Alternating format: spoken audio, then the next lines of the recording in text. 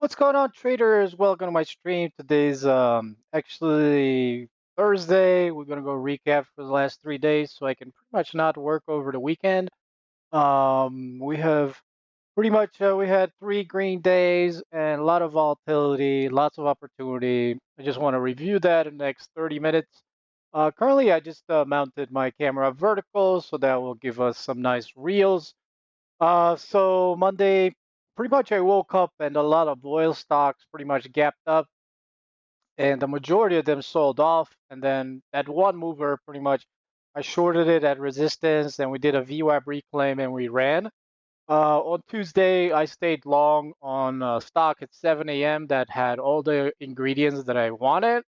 And on Wednesday, I went short 2 times, then I went long a biotech, and then I shorted the top, and then the offering came and it dropped like 60%, and I pretty much made a huge amount of money. Plus, I made once 10% and another time 20%. So 20%, 10%, and then I traded this biotech that I lost twice, $2, went long, made $2 back, and then I made a $6. So we're gonna talk about all that. This is kind of like my disclaimer for educational purposes only, as always. So right now we're gonna be testing out my vertical camera that has much better resolution. You can see this is pretty much right about here. This is pretty much my my notes over here. That let me increase it a little bit. There we go, so I can see myself better. So let's start out with, this is kind of like my P&L on Monday. Traded like this ticker SRM. I actually went short a couple times. The reason why I went short is that it had a resistance. The resistance I want to talk about SRM is right here. SRM was, you can see pretty much it had a daily, actually SRM right here. If you were gonna scroll back a little bit over here, you can see so that over here, back here, that was an all-time high resistance. I think it was on um what is that high there? It's uh August something. Oh, let's see. Sorry, where is it? Right here is it's August 15. So I shorted based on that level. See if we can make a little bit better so you can see. There you go. There's that high over there.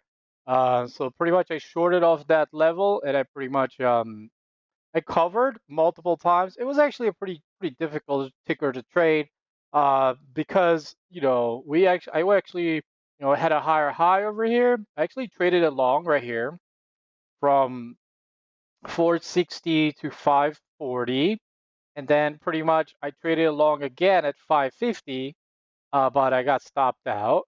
And then we went right into that six, and then right here it just I knew that we weren't gonna hold six. Like you can see, so usually when we break a resistance point of $6, we go over six, and then we come back and we hold six. In this situation, we did not hold six. So the reason I went short right here. That was a good idea to go short. Ended up going back to five. So I had here about a 20% profit, and I only took half out, sadly.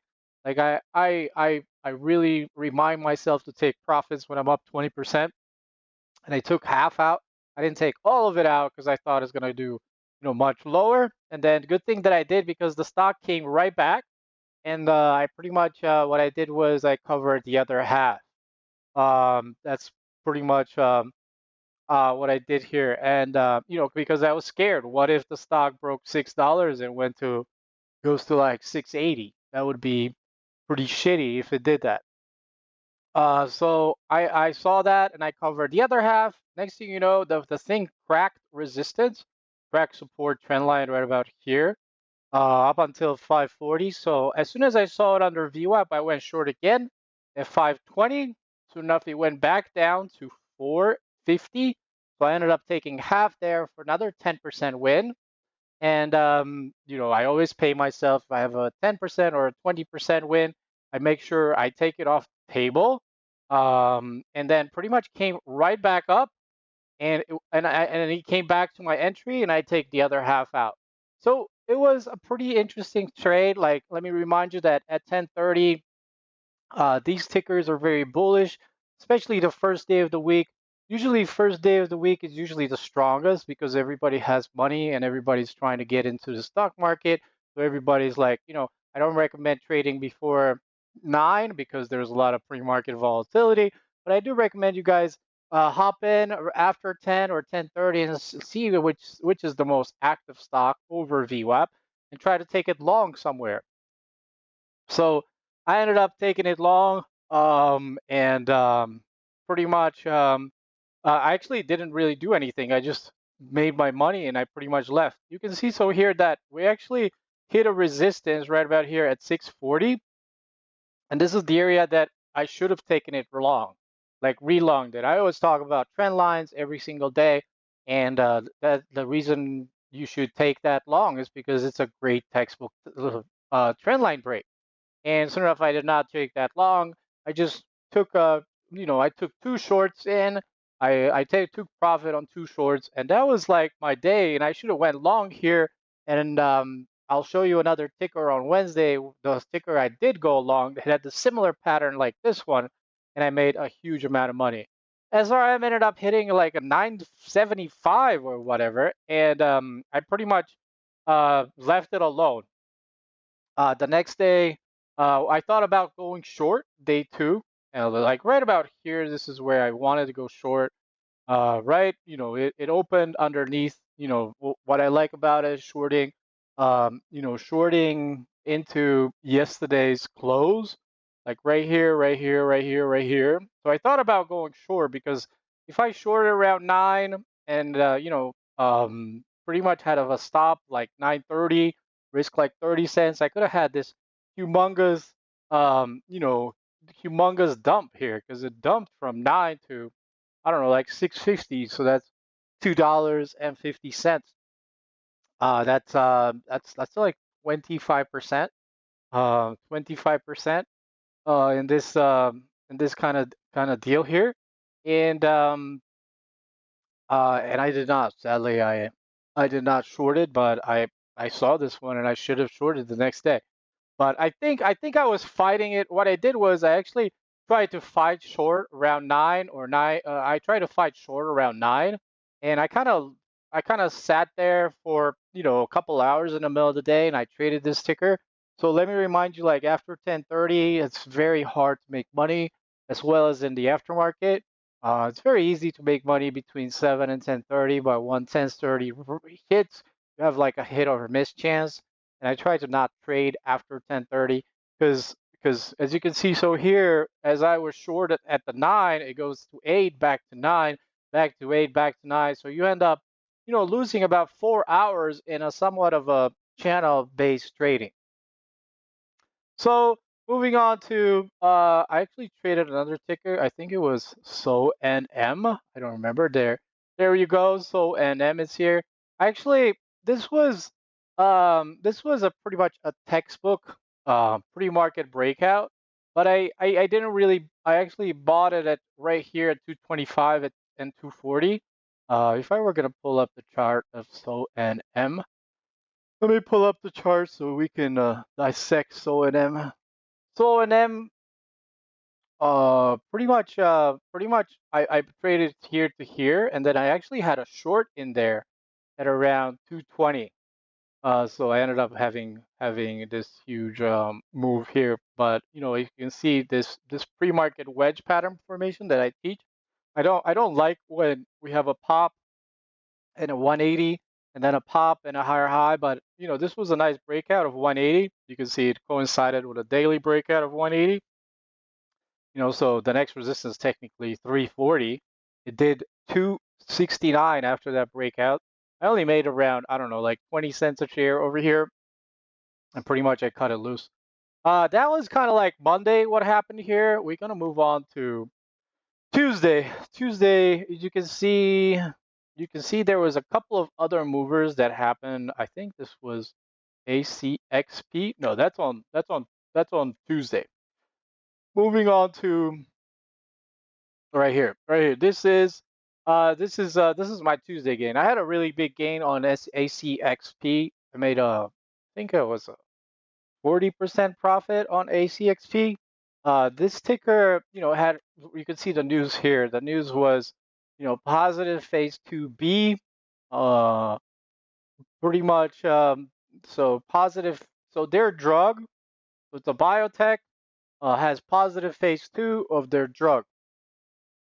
So that's pretty interesting. And you can see that it had a nice daily, pretty clean chart, I guess. We were trying to break 85 here. It was trading around 1 million per 1 minute. Had a nice float, 30 million, nice range. So I ended up buying it at 70 cents, and then I ended up selling it at $1.07. It hit around 116. So, in the morning every single day, I look at the pre-market scanner, and sometimes these things pop and drop, like Picasa. I think Picasa was a pop and drop, but soon enough, it did give Picasa because I still remember the ticker. These things tend to pop and drop, so you have to be really careful with them. Like, you can see, after ACPX, Picasa ran to, I don't know, 35 up to 65 and back to 45. So I ended up holding this ticker. My thesis for this ticker is that it has positive phase 2 of their drug, decent chart, nice range. I wanted to hold this long as possible. I want to buy it when it has news between 7 and 8, and I want to sell it between 8:30 and 9, because at around 9 o'clock the shorts kind of take over till about 10:30, and maybe it comes back or maybe it doesn't. So that's kind of like my criteria for this stock. So I held as much as I could for about, I don't know, it was about an hour and a half, and then I pretty much walked. That was the criteria for this ticker. You can see OP as ACXP. I also traded Cero. Cero pretty much was the let's see if I can find Cero. Where's Cero? Cero. Here we go. SRM, ACA, RV. I remember Cero. There you go, Cero. So Cero. So this is where I got my idea on Friday to go long on the ticker I made around an 88K win. So Cero pretty much ran up to all the way to 26 on Tuesday, right? So it had a couple of ideas. So you can see. So here, this is where I actually wanted to explain what got me to short. So we can compare these two tickers side by side because they were similar float, similar. We got Cero, and then the ticker I traded Wednesday that I made a lot of money in. You gotta understand, like, it was APVO. You gotta understand, like, um, APVO. You have to understand, like, they're kind of like brothers and sisters. So if one ticker breaks VWAP, runs to pre-market, and then breaks pre-market highs and runs a bit, and then hits a top, that's what the next one is going to do, only less. So we're gonna look at Cero. Um, Good float, same float. So they were pretty much identical. Like if I were gonna look at, let's see if I can pretty much FinBiz Cero. Let's see if we can find the float. So Cero ran 36 million. Cero 360K float. APVO 800, 600K float. So ran Tuesday, ran Wednesday. So this is where I got my idea to pretty much, how did Sarah trade? This is what you want to ask yourself. How did Sarah trade to get you to understand, like, what got me to make my big trade in APVO? So Sarah broke pre-market, broke VWAP, VWAP reclaimed. Okay, so VWAP reclaim, we all see that, right? So this is the first move of Sarah, right? We all can see that, right? Let's look at Sarah right here before we made a big move here. So I wanted to review this trade right here. So you can see here that we came up, popped in the morning, and then at the open. So they all popped in the morning. Let's put that. Popped in the morning. So they all popped in the morning and kind of sold off a bit, right? That's something you want to remember. Pop in the morning. Pop in the morning. Pop in the morning. Opened under VWAP. They both open up VWAP reclaimed, and this one VWAP reclaimed as well. VWAP reclaimed as well. All right. Let's see. So we're going to compare Cero. So we VWAP reclaim, right? And then we ran. Where did we ran to? We ran to pre-market highs. Do you understand that? Do you understand that it ran to pre-market highs? It ran to pre-market highs. What about APVO? APVO. What did it do here? We VWAP reclaimed, kind of choppy here. And where do we run? Ran to pre-market highs. Ran to pre-market highs. All right. So we understand that. They both VWAP reclaimed. They both ran to pre-market highs.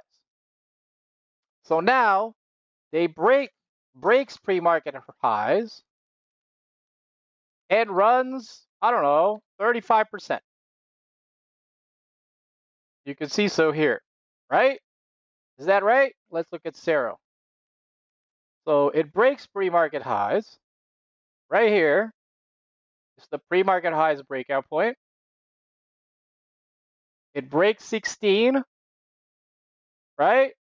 It breaks 16 and runs to 27. From 16 to 27, how much is that? Around 40%. And what did APVO did? From 9, it ran to 13.1. So it only ran about, I don't know, if I were going to say, it didn't run 35%, but it breaks pre-market, right? Pre-market highs, breaks pre-market highs, breaks pre-market highs around 35%. Breaks pre-market high, runs 33%. Pretty identical. You see this? Cero ran Tuesday, 360% float. It popped in the morning, sold off under VWAP. It VWAP reclaim, ran to pre-market highs, breaks pre-market highs, and runs 35%. Everybody gets that? Right? Everybody gets that, right? Now, what happened to Cero after it ran from 16 to 27? Like from 16 to 37, actually it's more like 40%. It dies, hits a top, sells off, right? Is it not it? Is it not it? That's right. We hit a top and we pretty much sell off. So as you know, like this ticker, Cero, was very similar to APVO, the ticker that I made money on Wednesday. The reason, and I actually went into the chat room and I said to short Cero, as you can see, at 25, risk off 28. And a lot of traders, didn't want to take that trade. They were like, hey, this could work, could not work. But then I showed up on Wednesday and the ticker pretty much sold off. So, I had FOMO because I didn't short Cero, because if I did hold short Cero at 25, I could have pretty much held most of the day, and the ticker was at 17 at the close. So I could have made from 25 down to 17. So when APVO came, I waited, I didn't really realize that they were almost identical. I didn't really realize that they were identical. But you can see so here, breaks pre-market high, breaks VWAP, reclaims VWAP, hits pre-market highs, breaks pre-market highs, and as soon as I saw right here that we had right here, this is my timing where I went short. As soon as I saw right here that we had a lower low, like this low this low was lower than this low, I shorted the bounce because APVO because the ticker before it, which was Cero, ran 35% and then it dumped. And then we hit a top. A lot of people ask me like, I didn't really quite understand it until after it happened. You can see so here. So I initially, when I went short over here at APVO at 12, I just remember how I traded Cero a day before, and I was like, okay, it's almost the exact same pattern, is it not? Because Cero VWAP reclaim hits pre-market highs, breaks pre-market highs by 35% to 40%, and then hits a top and then sells off. What did APVO did? Did a VWAP reclaim, kind of choppy, hits pre-market highs, breaks pre-market highs, runs 40%, and hits a top. So I wanted to short that top because to me, APVO looked identical to Cero. And I didn't really know like I'm going to get stuck into a halt that pretty much goes from 12 down to 5. I initially, when I went short there, I was just trying to cover at 9 or cover at 10 or cover at the end of the day because I knew that was the top. Because if I did this in Cero the day before, it would have worked out. You can see Cero, it's almost identical to APVO. Like the daily, it's almost identical, is it not? They're pretty much identical, like brothers and sisters. So I didn't really know that APVO is going to have an offering right here when it has lower low. I just shorted as soon as it did. And soon enough, that's exactly where they pulled the plug. Like they pulled the plug into like 3 halts down. I didn't know, honestly. I was just reacting to what happened yesterday to do it today. That's all I really did. So that led me to have this astronomical win here.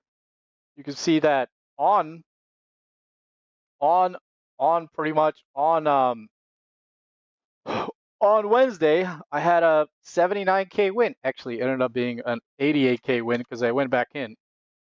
I actually went back in and I shorted APVO again because we actually bounced off 5. As you can see, APVO, right here. I was talking to the chat room. I was like, after you go short and cover, you need to short the bounce. And the ideal place to short the bounce was at 7. If I shorted again at 7 and covered to the close at 5, I could have made another $2 a share. But I did not because I was excited about my win. Could have made a little more. It could have been over a six-digit trade.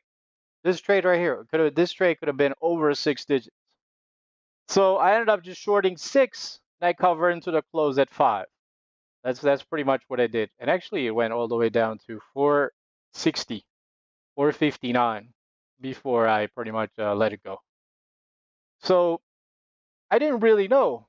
Like you can see, SRM, uh, you can see this is what led me, to this big winner here.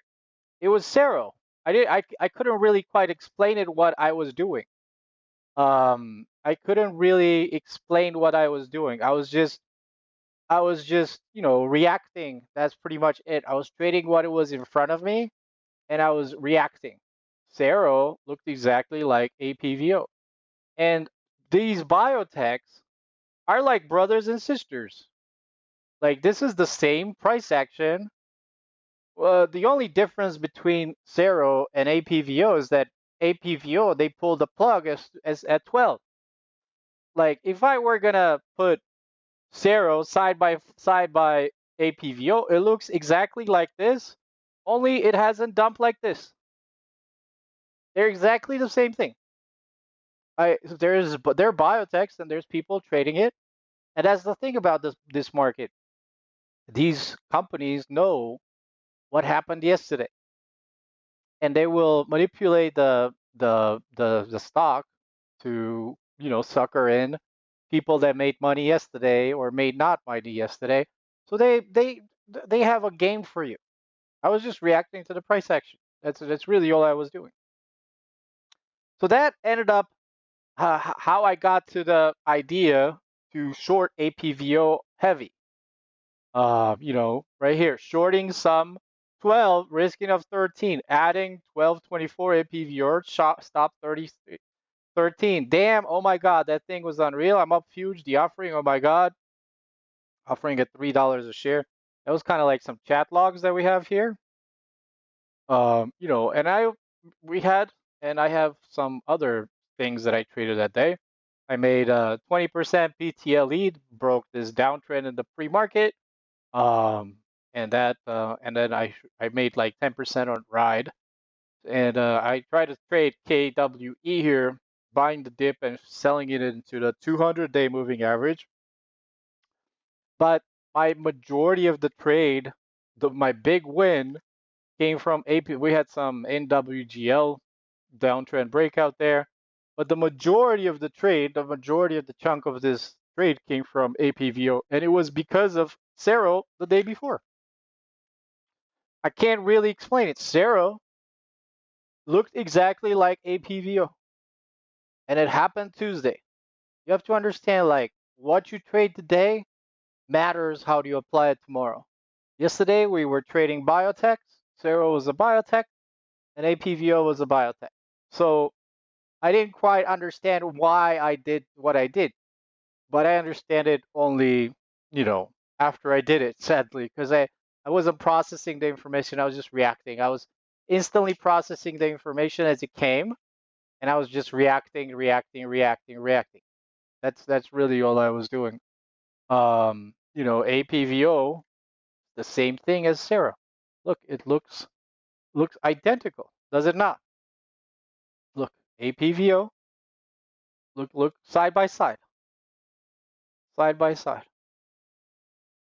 See if we can couple. The only difference between Cero and APVO is that Cero didn't have an offering, but it hit 27 and it died. We pop up in the morning, we go under VWAP. We pop up in the morning, we go under VWAP. We VWAP reclaim and hit pre-market highs. We VWAP reclaim and we hit pre-market highs. We break pre-market highs and we ran from 16 to 26. So that's $10 a share. So that's 30%. We break the pre-market highs of 9 and we ran to 13. That's about 40%. You can see so here. Hits a top. So what happens? It hits a top. I short as soon as I have confirmation. And I made a huge win. 80K win right there. That's really how it happened.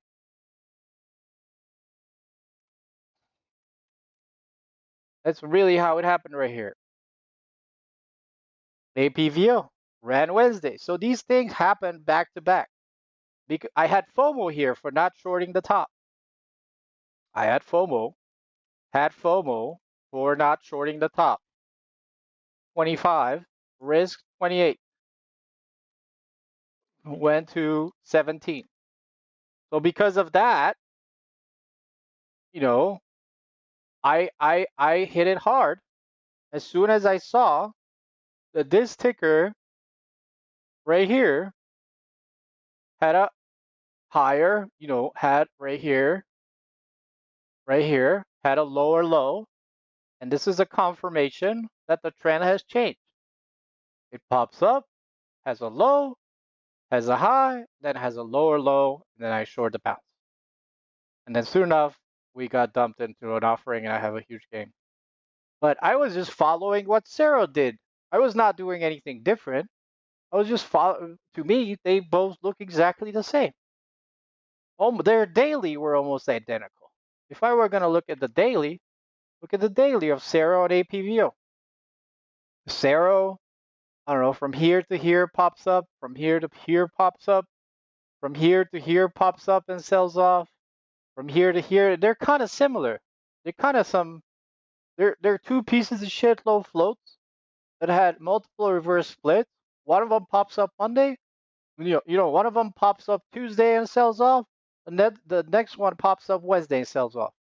I don't know how to explain it, but I actually thought about it while I was sleeping. Because I didn't really know why I really shorted, so much. I shorted a 10,000 share position of this ticker at around 12. I didn't really know why I did that. But now that I see it, I know why. Because I traded Cero the day before. So I ended up just, you can see that I traded Cero the day before. And I made money, but I didn't really short it as we got close to 26, because I said to short 25 to risk of 28, and it went to like 17. So there was other tickers on Tuesday that were crazy. Husa was the first green day bounce, 14, and then we got into 22, and then we had another first green day bounce. RBNE broke 7.4 and went to 12. Lots of volatility, lots of range. So I didn't really know, like, the reason behind my 88K win is that I practiced. I practice. Every single day I'm here between 7 and 11.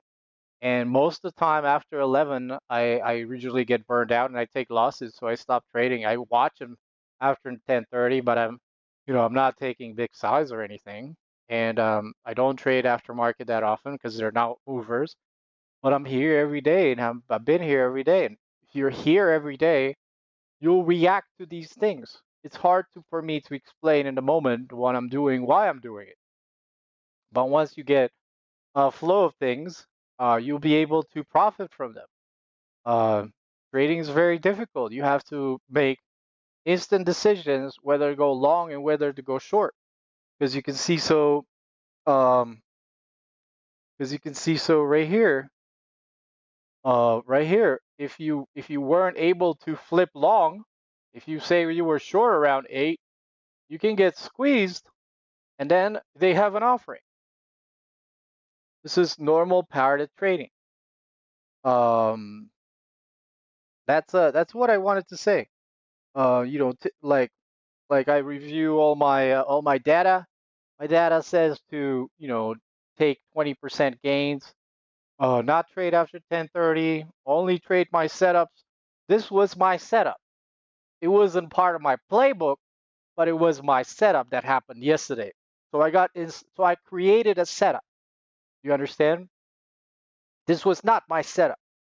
I don't have a book for this. If I look at this is not a playbook. This right here is not in my playbook. A stock that Tuesday, VWAP reclaim, hits pre-market highs, runs 40% and dumps. This is not in my playbook. But did I make money out of it? Yes. Because it worked yesterday. Because the next ticker, VWAP reclaim, hits pre-market high, breaks pre-market highs, runs 40% and hits a top, I'm going to short it. Because I'm doing the same thing the one from yesterday did. And if I made money yesterday, I'm going to do it today. Does it mean it's going to work tomorrow? I don't know. But I'm going to manage my risk. Is this part of my playbook? I don't know, what am I supposed to call it. VWAP reclaim, hits pre-market high, breaks pre-market high, runs 40% and dumps. What should I call this setup? A squeeze and a dump? A low float squeeze and dump? Low float squeeze over pre-market highs and dump. I don't have a name for this setup, but this is how you have to think. You have to create playbooks on the fly. Like, if you want to stay competitive, you have to be here 4 or 5 hours every day, no matter what. And you will create playbooks and setups every single day and you will make this amount of money. You will make, you will know when to bet more. You will have, actually, I ended up making an 88K. It could have been a much higher because if I shorted the bounce at 7 and covered into the close at 5, I could have made another $2 per share on like 10,000 shares. So if you're disciplined and, actually, you see, because I've seen this pattern before. Once a stock has an offering, like APVO did over here, you want to short the bounce because right here, if I shorted the bounce at 7, right where it cracked, I could have just shorted at 7, held it all day, and I could have made $2 a share from here to here. You're just shorting an offering bounce. I could have made another $2 a share with no stress. So I came back into the chat room and I started short again. And a lot of traders in the chat room said, "Why are you still here? You made a huge gain on this ticker." The reason I'm still here because the plane is not done. Why should I miss out on another easy $2 a share by just shorting a bounce that a stock had an offering? Like I've seen this pattern before. Like if I don't make money out of it, and I actually shorted again because I shorted when I came back. I didn't short it perfectly, but I'll remember it next time to short the bounce of an offering when it breaks down and hold it into the close. Because I only made from 6 to 5, actually 6 to 5. So this was a very good educational video for you guys. I had other tickers here that I made 10, 20%, but it ended up being an 88K win. So that's kind of it, guys. We had a lot of opportunity, and I'm upset because on Monday I didn't short SRM. I could have shorted some nines, and I could have shorted on Monday. There were two tickers that I wanted to short, and I wasn't following my trade book. Like usually, we had Friday this oil stocks going crazy, and then I showed up on Monday, and all of them were gapping up. Like I seen like 7 of them gapping up over 100%. What you want to do is to short them, and I didn't short them. I didn't short OP, and I didn't short Battle. Like those were two oil tankers that I could have made easy money, and I was fighting, the hot chick of the day, and I actually, should have just went long on the hot chick of the day. These are the tickers I should have shorted. OP right into VWAP or the downtrend. That would have been an easy short. And Battle here, we pop up to 350 and down to 2. Instead of on Monday, I was fighting like here. I was fighting the main mover. Like this is what I did on Monday. I was fighting short the main mover. So, you know, I really recommend you guys to study and understand, like sometimes you have to create setups on the fly. Like you see Sarah, you know, you make notes of what happened to Sarah and then you apply it to the next ticker because they're both biotechs. Biotech 1, Biotech 2. And they happen back to back. Does that mean this setup is going to work tomorrow on Friday? No. Could or could not. It's the more it happens, the less it works. As soon as people see this pattern 2 times, 3 times, 4 times in a row, it's done. So that's about it. This was a very good educational video for me.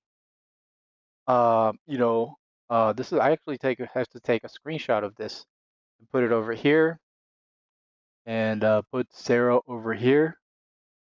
Um, over here and put APVO. Where is APVO? There's APVO over here. And what led me to my 88K win?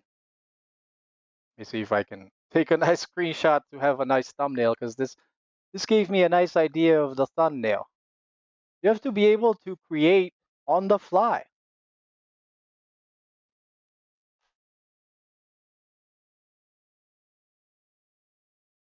Holy shit. Here we go. There we go. Found myself. The reason, hold on. Let's see if we can do that again. Because I'm doing my thumbnail.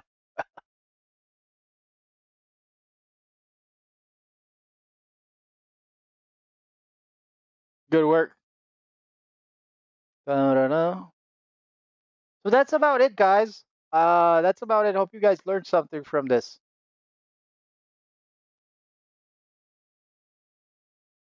That's good. I got a good thumbnail going on. Anyway, see you all later.